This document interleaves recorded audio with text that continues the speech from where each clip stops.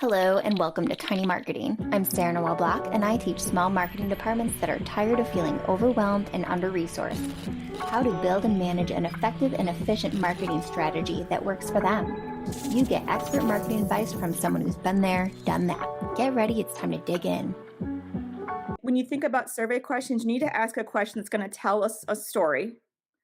Because I've talked to so many marketers who do these surveys and they say, they get back all this data You're and like, it's what I now? call inventory data. It's like the state of the state. It's like, oh, people are spending more, people are doing X, Y, Z, but there's nothing interesting in it.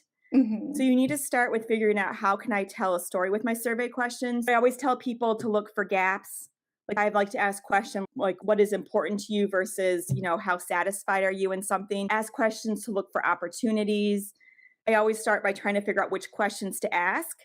And then from there, I then go back to refine them to take away bias, making sure questions aren't leading, making sure there's enough answer options for everyone to answer. There's a lot of different ways to do surveys, but I always look at the story of the question first, and then I refine them.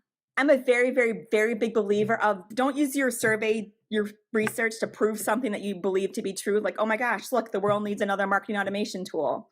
It's very obvious and people can see right through it. It just feels yucky. But really truly say, what am I curious about that's going to help my audience?